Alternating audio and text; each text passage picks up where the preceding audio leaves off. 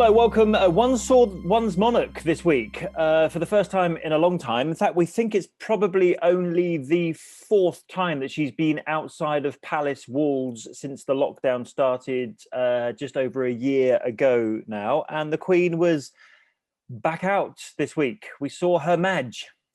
We did. We saw her in very good form, I thought, on a very sunny day. We've had incredible weather here this week, haven't we? Yes, it's all going to go wrong just in time for the Easter holidays, no doubt. But welcome. Thank you for joining us on the Royal Rota. As you know, we're here every week. We publish every Friday, and it being Good Friday and the Holy Week of Easter is not going to stop us from giving you the Royal podcast that you wanted to tune into on your Easter weekend. Give you something to listen to over the long weekend. If you're going out for a long run over the weekend, you can stick us in your ears, however, or you can sit down and just stick on YouTube and watch us that way. Either way, we're here. We've got lots to talk about this week. Not only is the Queen been out, but we've got news about Princess Diana. We've got some conversations from the Archbishop of Canterbury, the most senior man in the Church of England, talking about whether he did or didn't marry Meghan and Harry. So anyway, you do your list, we'll get talking, and then we will bring you this week's Royal Rota. So as you say, the Queen has been back out and about on a in-person public engagement outside Windsor Castle.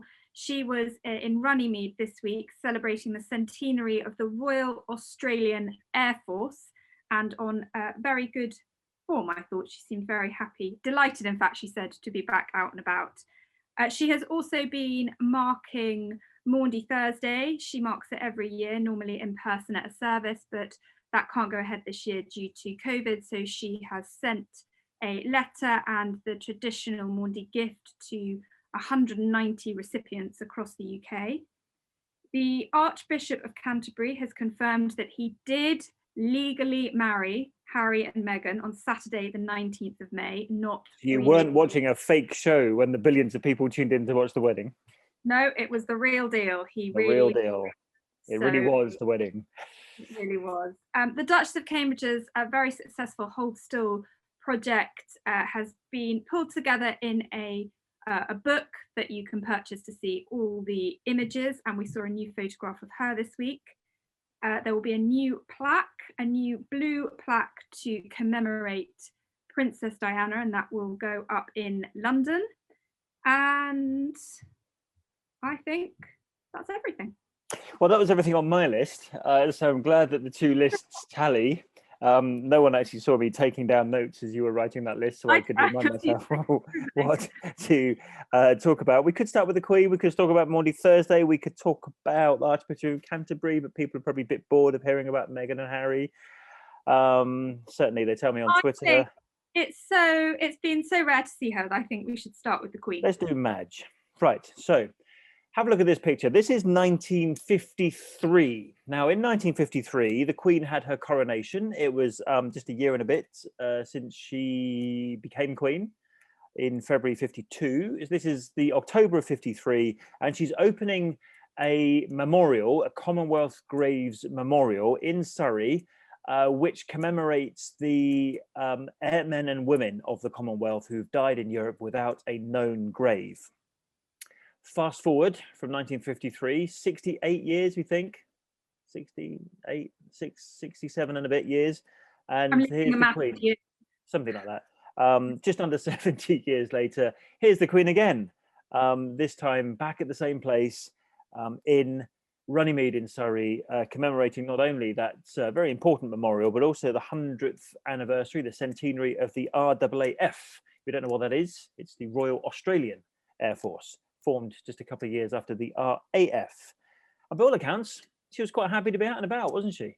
Yeah, she said herself that she was delighted to be there, and it's her first public engagement, in-person public engagement outside Windsor Castle this year. The first time we've seen her at a public engagement since just before Christmas, when she was with all the family at Windsor Castle, and like you say, only the fourth one outside palace walls since the pandemic. Okay, so tell me all the other three. March. The other three, she went to Pordendown with her grandson, Prince. Pordendown with William. That's when she took William on a day out to a chemical weapons establishment, wasn't it? Yes. She was at the Cenotaph for Remembrance Sunday, and she also was at the tomb of the unknown soldier at Westminster Abbey at the end of last year.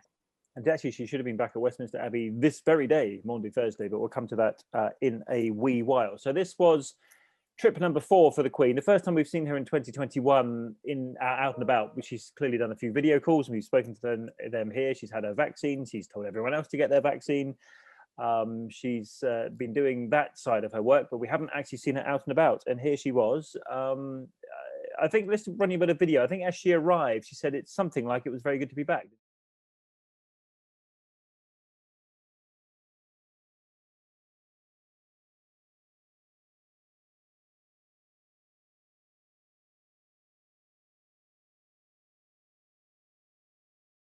She had some conversations while she was there, because obviously they did the speeches. She was with the High Commissioner from Australia, the High Commissioner to London. They had the Australian national anthem, and then she had a little conversation, didn't she? There's a couple of those conversations which caught our ears. One of which being about the lockdown, and the other being about the Russians. Let's redo the lockdown one first, because we're just on a theme. We were talking about the Queen coming out after lockdown, and she was sympathising with a female member of the Australian Air Force about what it must be like coming to the UK and not being able to go anywhere. It's rather bad luck to ride in lockdown, isn't it? Yes, but we're going to travel, so I've never been to the UK, so at least if I can just get around. Well, I hope the next couple of years you'll be able to travel a bit more. And in another conversation with a serviceman, they were talking about Typhoon jets up in Northumberland, and the Queen asked if they had been sent off to chase the Russians, and was told, "That's correct, ma'am, it's a lot of fun for us." Swallowed Matt Sander, who is one of our fighter controllers. He's up in Northumberland at the Battle Space Management Operations Centre. What does that do? And we talk to the Typhoons when they launch on quick response, and get them to intercept the aircraft. You've been sent off to chase the Russians. No, that's correct, ma'am. It's a lot of fun for us. So that was caught by the television cameras who were there filming her. I like the fact that where she sort of, when that chap said to her, "Yes, we have a lot of fun chasing the Russians," she just gave a very sort of non-committal, not quite sure what she was thinking. At the end. Yeah. Because obviously, for anybody who doesn't know, there are Russian planes that sometimes enter UK airspace up in the far northeast corner of UK airspace, and they sometimes have to be, how do we put this diplomatically, warned off by Typhoon aircraft. I couldn't quite work out why the Australians are there helping us with that endeavour and why they were part of that operation, but anyway, he clearly wasn't he? Yeah, and the Queen, while she was there, was also promised a present, and that will be 2 Royal Australian Air Force dog jackets for her 2 new puppies. Ah, yes, the famous new puppies. Do we know their names? I think somebody was revealing their names, weren't they? The little puppy things. Are they doggies again? More doggies? So she's got two new puppies. There's Fergus, who is a doggie, which is a cross between a corgi and a dachshund. And Fergus is named after her uncle, Fergus Bose-Lyon, who died in France during World War I. So this is Queen Elizabeth, the Queen Mother's brother. Correct. And the other one is called Mick, and Mick is spelled M-U-I-C-K. And there's a Loch Mick on the Balmoral estate. I know that because I've seen it. And Mick is a corgi. So right. two new puppies to keep her company.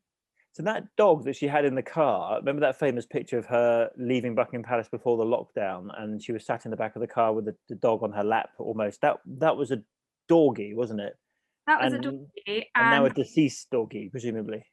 So she had 2 doggies in the car with her when she left Buckingham Palace to travel to Windsor Castle for the first lockdown last March, and they were Vulcan and Candy, and Vulcan sadly passed away at the end of last year, and she still has Candy, and right. Candy now has 2 new companions. Should be fine in Windsor at the moment. Do you know the name of the Queen's first ever corgi? No, but I think you do, and you're about to enlighten our viewers and listeners as to who he or she was. I do. It was called Susan. Susan? Susan. Which Named after also, Lady Susan Hussey, her lady in waiting or her bridesmaid, or? Susan, she had Susan for her 18th birthday in 1944. And also, Bless. that was the name of my first goldfish. So, you know, we share that. So you and the Queen share something in common. Does the Queen know this? Should we tell her? Well, we also share, you know, Elizabeth, Got quite a lot in common. Yeah. Susan, Elizabeth. Anything else? Are you, you know, do you run are you the head of state in your spare time? No. That is where the similarities end. Well, you could say that you're the head of this bureau. So, you know, there's the Royal Bureau at ITV. You sort of take responsibility for that and everything that happens within it.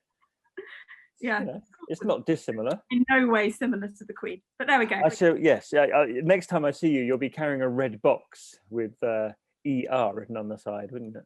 Yeah, and wearing a crown. Look forward to that. Anyway, so well, congratulations to the RAAF on their centenary, and they're now starting their second century. And actually, they had someone else who gave them some note of thanks. Not just someone else; it was the Queen's grandson. Queen's grandson, yes, the Duke of Cambridge. He also marked the centenary with a video message praising the service, courage, and sacrifice of its generations of airmen and women. The 100th anniversary of the Royal Australian Air Force gives us an opportunity to reflect on the service, courage and sacrifice made by generations of Air Force men and women in Australia and around the world. In conflict and in peace, the Royal Australian Air Force has developed an outstanding reputation for resilience, innovation and dedication to duty. Over the last 12 months, Australia has faced the challenges of terrible bushfires and a global pandemic.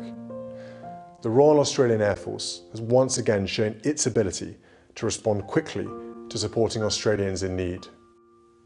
During my own service, I had the pleasure of meeting many serving Australians and have seen firsthand the special bond shared between our two services. More recently, Catherine and I have been welcomed at a number of Royal Australian Air Force bases and have enjoyed hearing stories from serving personnel.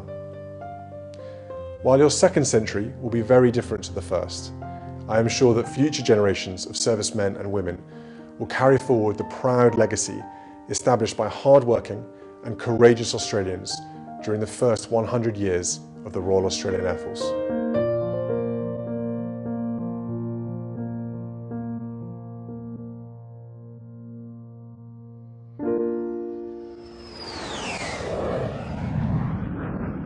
Now, after being out and about on Wednesday, the Queen was due to be out on Thursday as well. Maundy Thursday, or was it Maundy Thursday?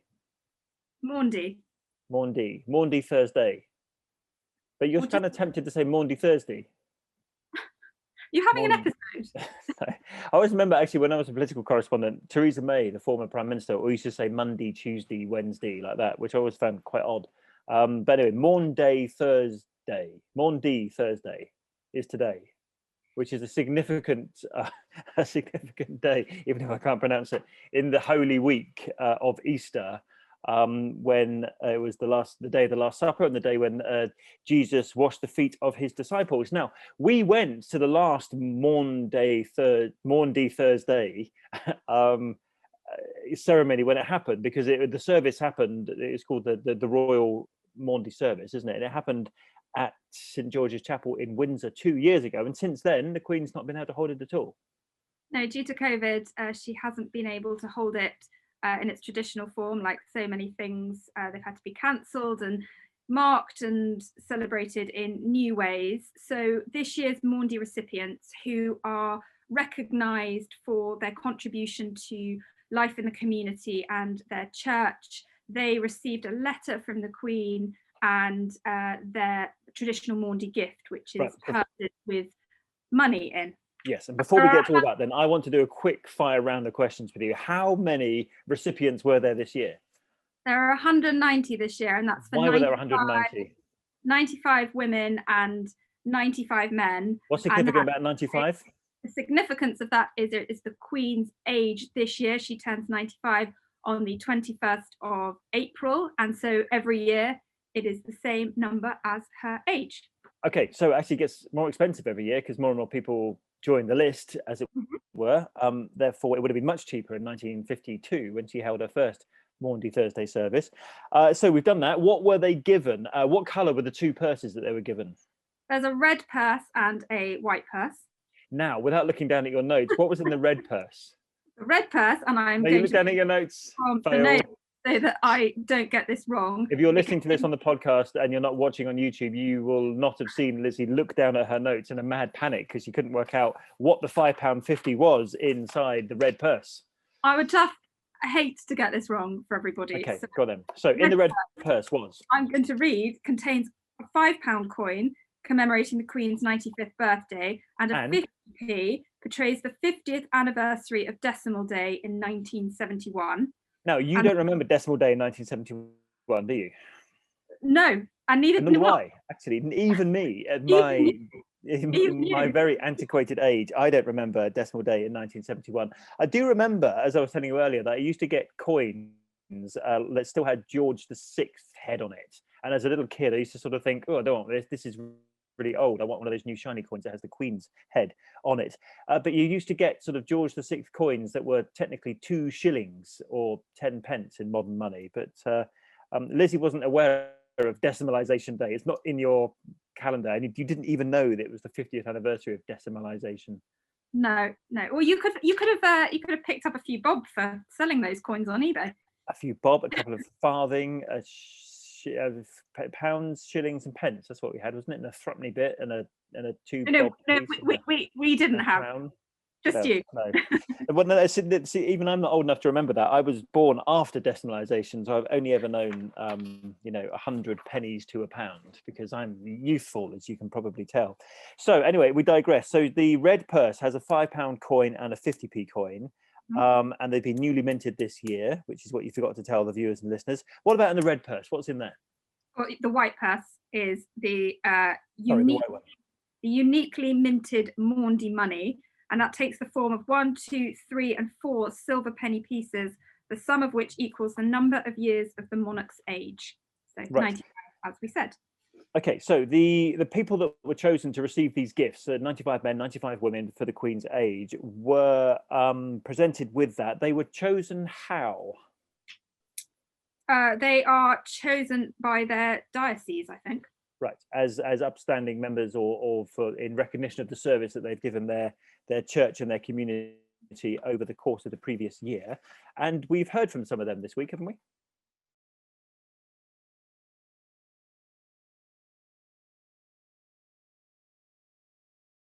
These are specially minted in silver for a penny, a tuppence, and fourpence. And they all come up to 95 pence, which is the equivalent to the age of the Queen, which is always the idea with Maundy money, which she kindly gives. I had a lovely letter from the Queen, and she was thanking me for my Christian service and my service to the community. And so it's a recognition of people who have served their community through their Christian faith.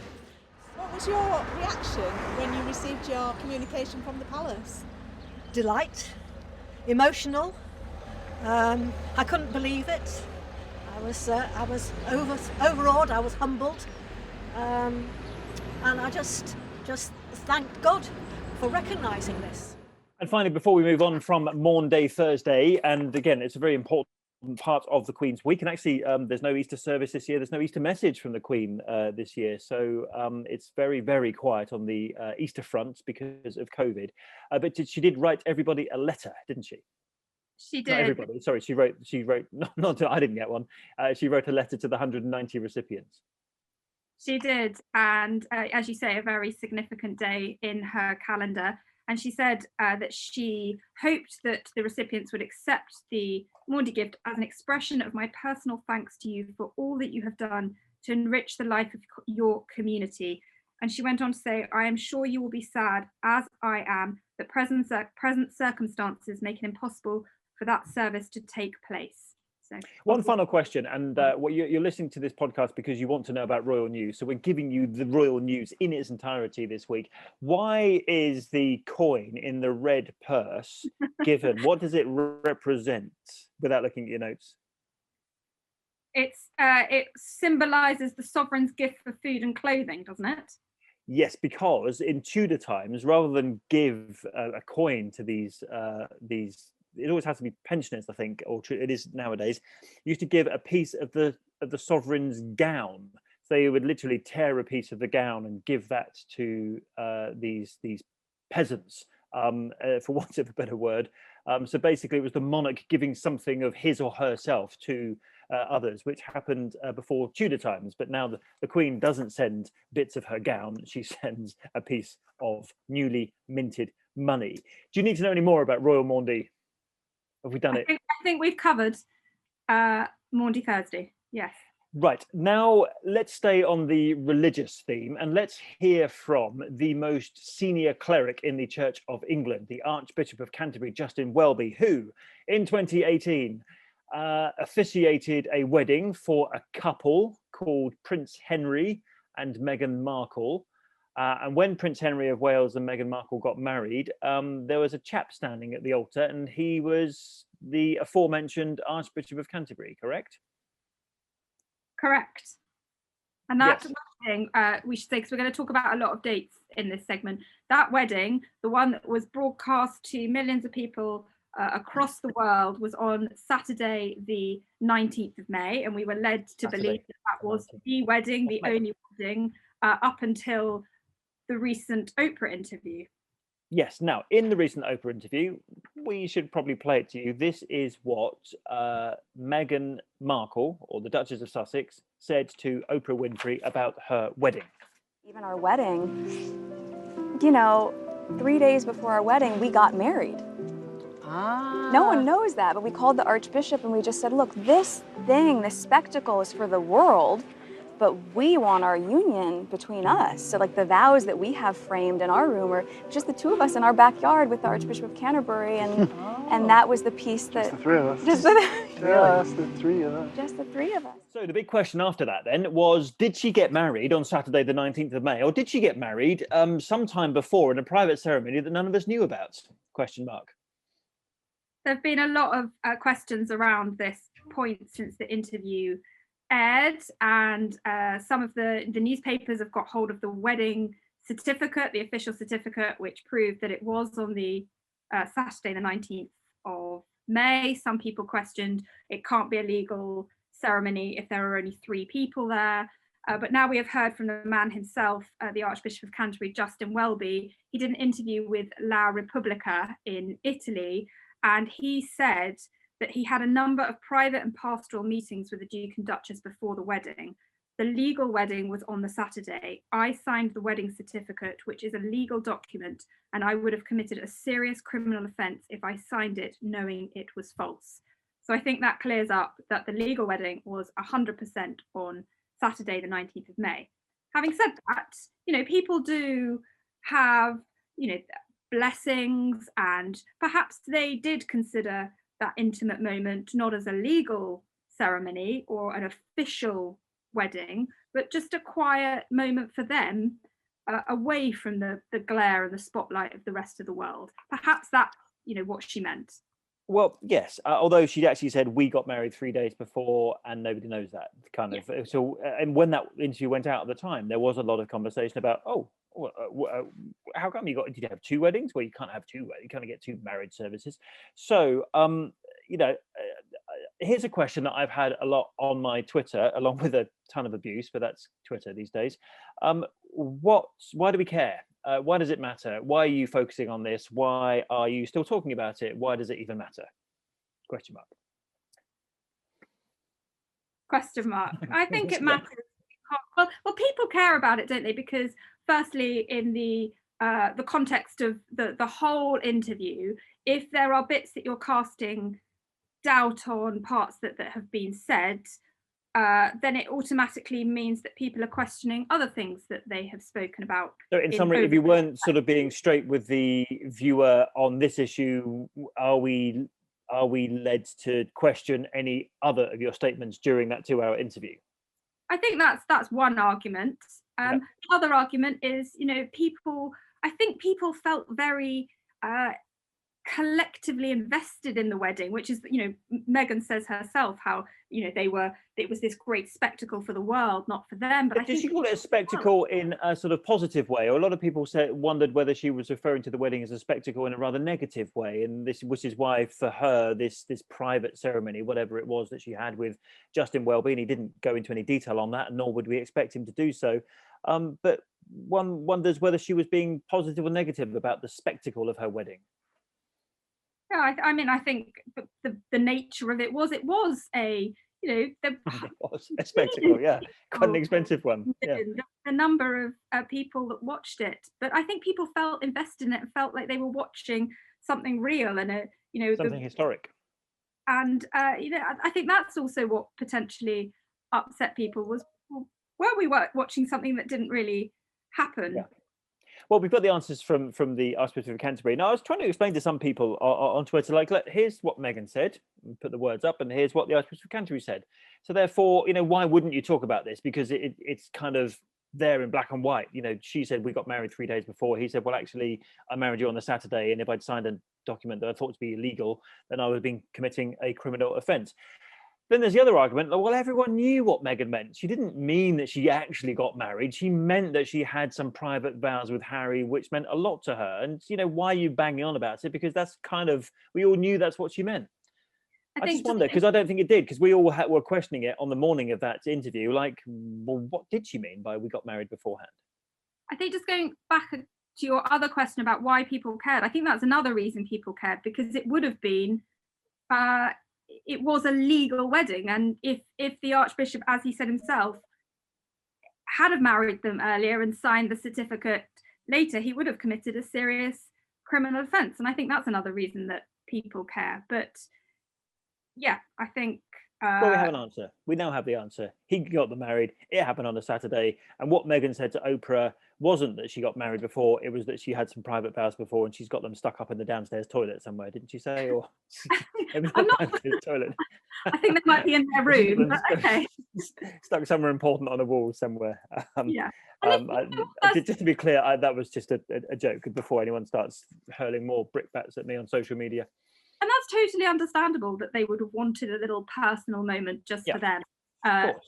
Quietly. The rest of the world watching, and all the drama of her father and the heart attack and all the rest of it going on that week. I think I'd run off and have a quiet conversation with the Archbishop of Canterbury myself, wouldn't you? Sure. But I think what upset people was that she said in that interview that we got married. Those were the word, and nobody knows that. So let us stick with the Archbishop, because actually he was on the phone to the Queen this week from Egypt, wasn't he? No, he was not on the phone from Egypt.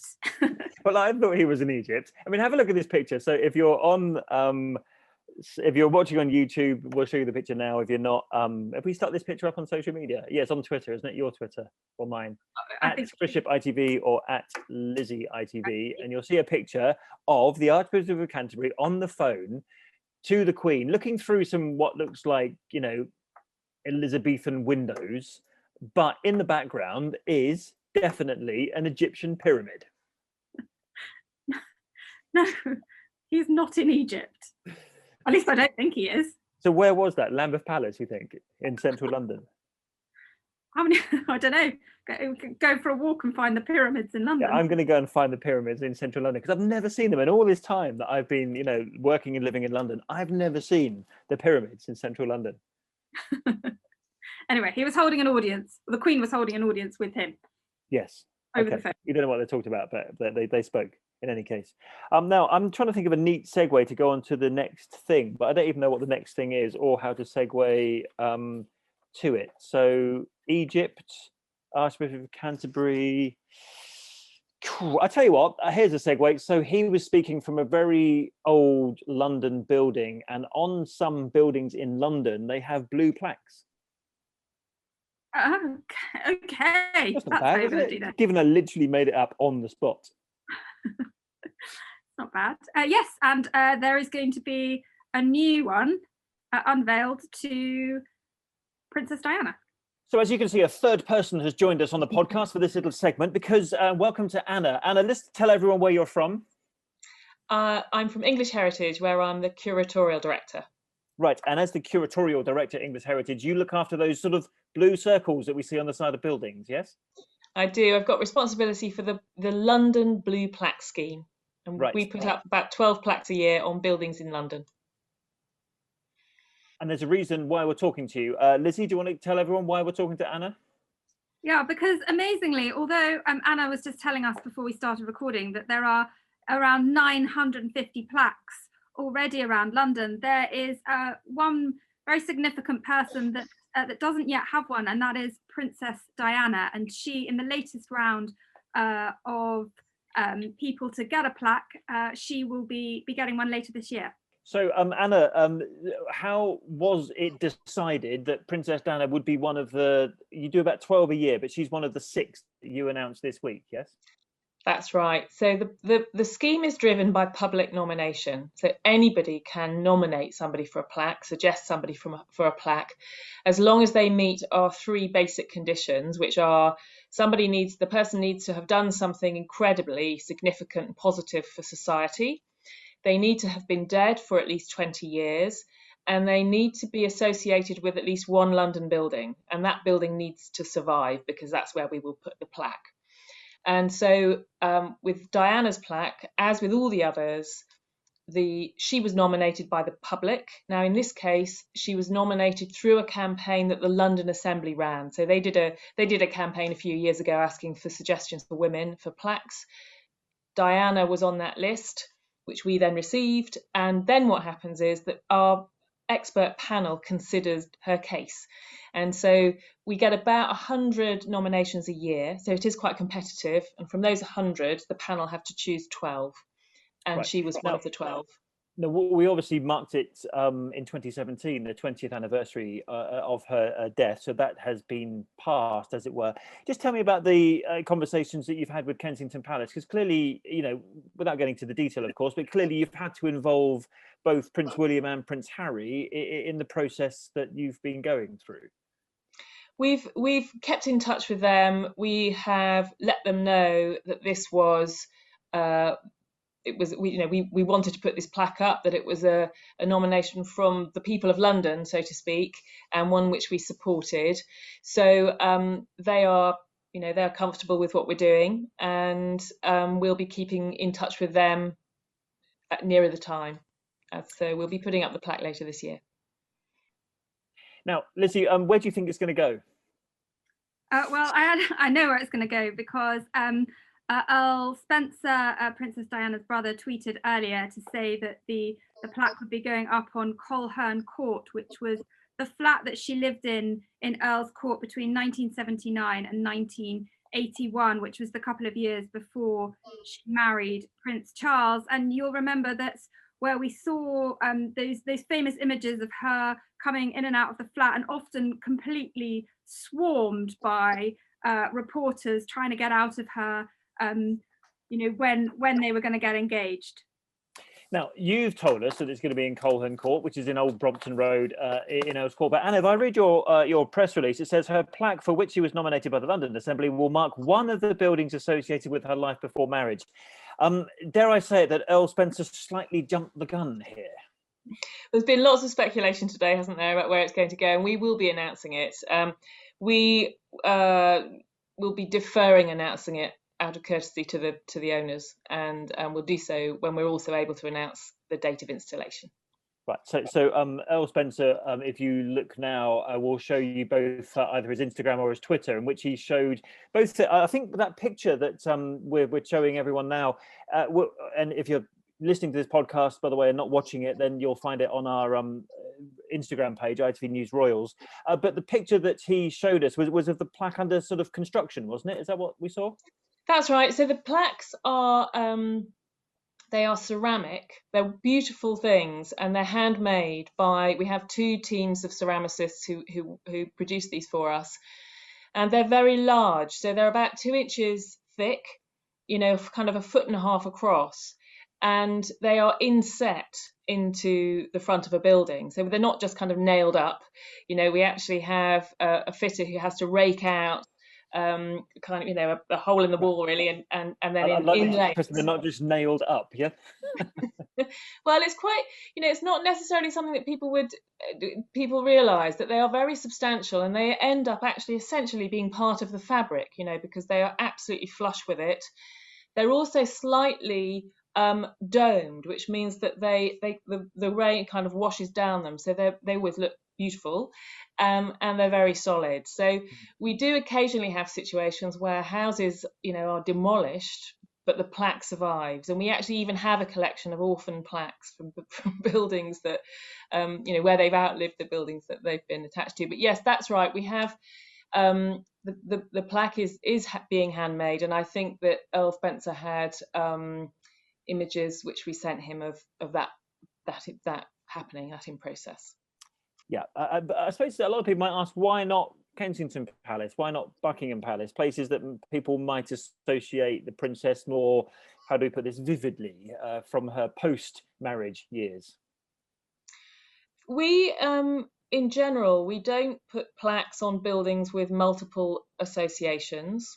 So, for example, if we were commemorating, a great actor, we wouldn't put a plaque on the National Theatre because lots of actors have worked at the National Theatre, and the other thing is that the plaque has to be visible from the public highway. It has to be legible and visible from the public highway. The whole point of the scheme is that any person walking down the street can easily see and read the plaque. It's a sort of lovely, simple idea about illuminating the streetscape with human stories in that way. So those are the sorts of things that we consider when we're thinking about which building to put a plaque on. I think it will be a hugely popular plaque. I mean, we know how popular Princess Diana remains even today, and this year would have been her 60th birthday on the 1st of July. And I think, whether it's people in the UK or tourists coming across it, I think it will be a really popular plaque for people to go and visit.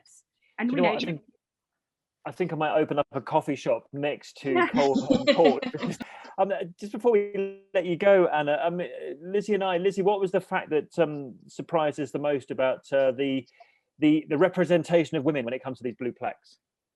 Yeah, I know English Heritage are trying to balance up the number of plaques for men and women, but we were staggered to find that only 14% of the plaques at the moment were for females. It is staggering, isn't it? The scheme has been running since 1866, and hundreds of plaques were put up, have been put up over that century and a half. And I suppose it's really for the first 100 years of the plaque scheme, the scheme being in existence, women had hardly any visibility in public life, and they didn't have professions, they weren't visible in that way. So there's a sort of inbuilt reason why in the early years plaques didn't go up to women. I think it's true to say that then there was a slowness to recognise the achievement of women, and that's something we've been trying to address over the last sort of 5 or 10 years. And we've done quite a lot of campaigns asking the public to nominate women for plaques. And what's great now is that we get pretty much 50-50 nominations coming in. When I started in 2015, that wasn't the case. We had far more nominations for men.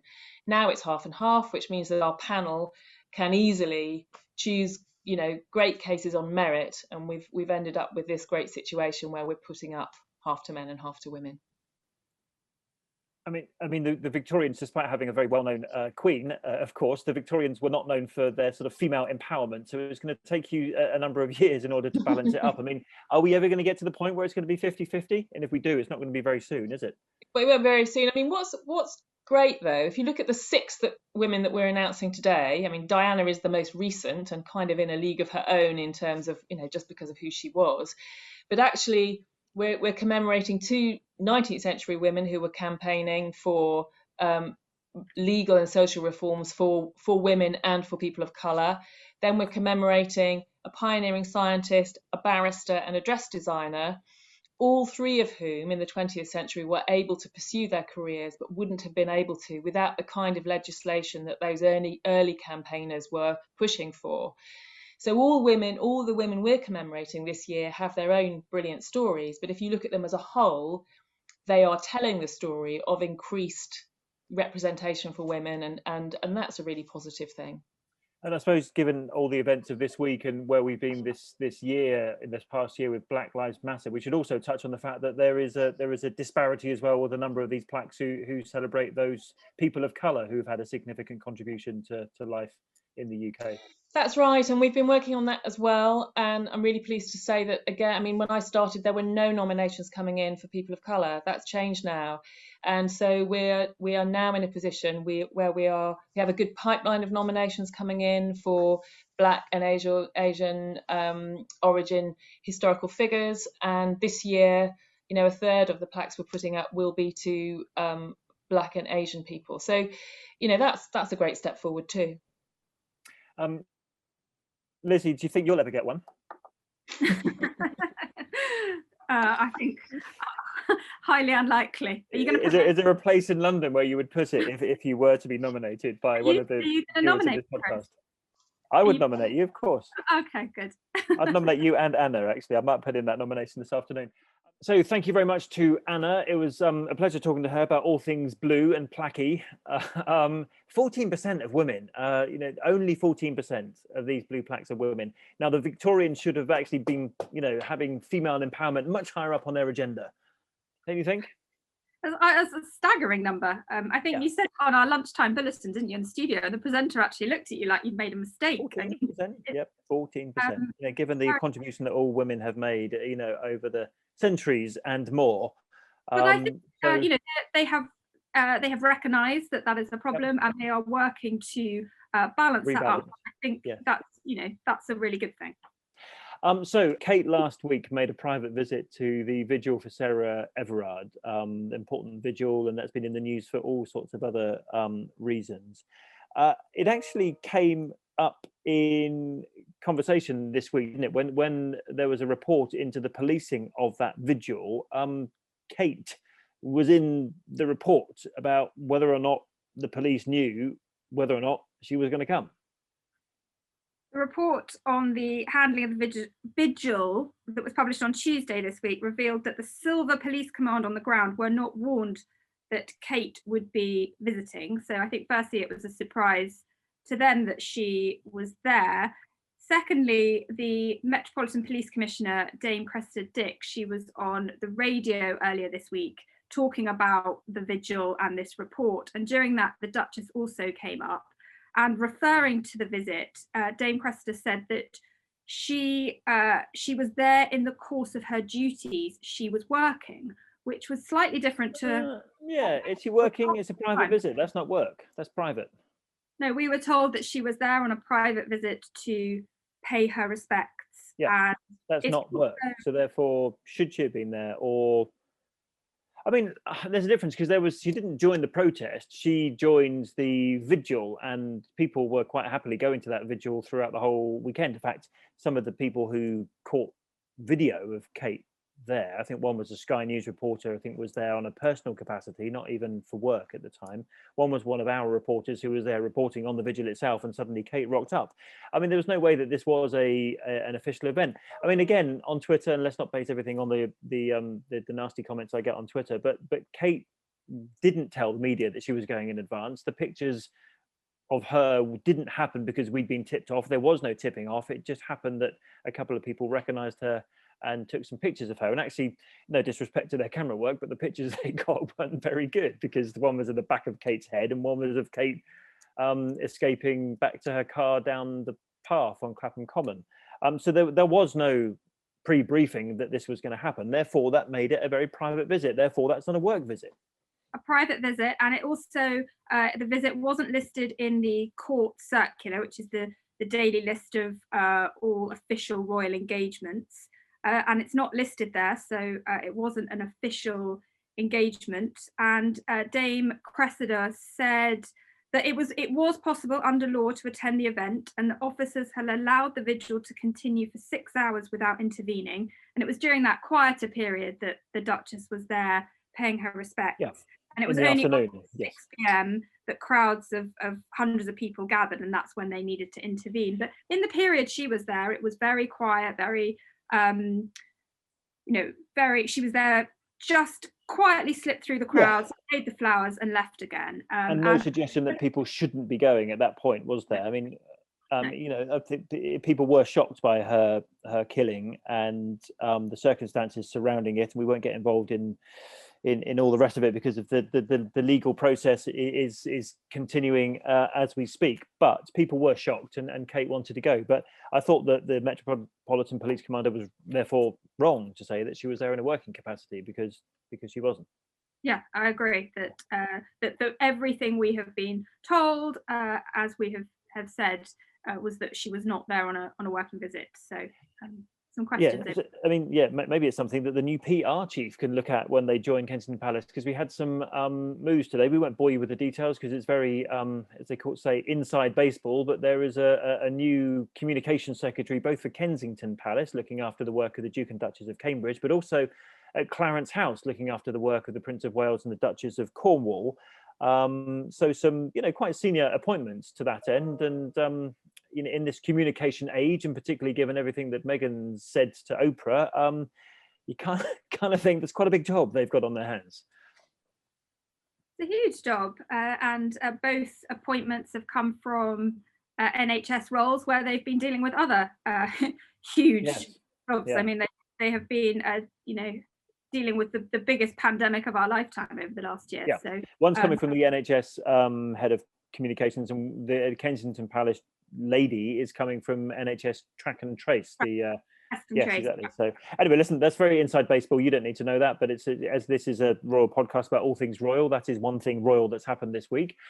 Something that's probably not very difficult to have to promote is the book that Kate has announced that she is launching on the photography project Hold Still. You'll remember that very, very clearly. Those beautiful, amazing, moving pictures of life in lockdown in the UK, and it's being made into a book because we couldn't have a physical exhibition because of COVID, but we will be able to have a physical bit of binded paper in our homes.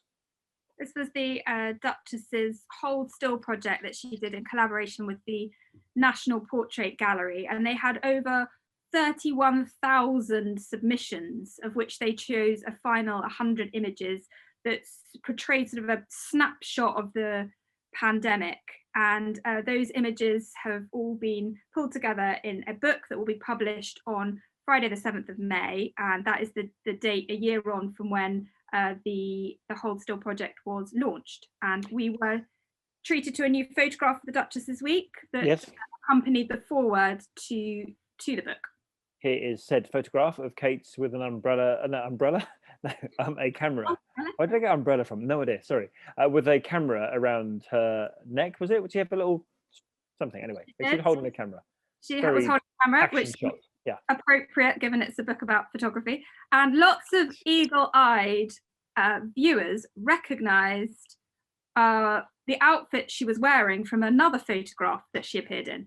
Yes, I recognise that myself, and I thought that was a recycled piece of workwear that she was wearing. It was red, wasn't it? Burgundy. Yeah, so a burgundy sweater with a white shirt with a ruffle collar, and she was wearing that in the photograph on their Christmas card this year. And that photograph was taken by Matt Portis, who also took this image. So people were saying, "Oh, was it taken on the same day?" And was it? Or did she just decide to say that? Probably on the same day, wouldn't it? Because it saved everyone a lot of hassle. Probably. So, yeah, okay. Well done for spotting that, whoever spotted it, because I definitely didn't. So there are quite a few eagle-eyed people out there. And actually, they released a bit of a video. Have a little watch of Kate unwrapping the book in a box. The prototype. This is her unwrapping it. And while you're looking at that, I can read you a little bit of her foreword, where she said that through Hold Still, she wanted to use the power of photography to create a lasting record of what we were all experiencing to capture individual stories and document significant moments for families and communities as we lived through the pandemic. So and Hope Still was a great project. We were totally bowled over by all the people that took part in it and all those that we met as well. So congratulations to them, and have a lovely Easter. We'll see you after Easter. Whatever you're doing, enjoy yourselves, get some break, be safe wherever you are in the world watching this, and we'll see you next week.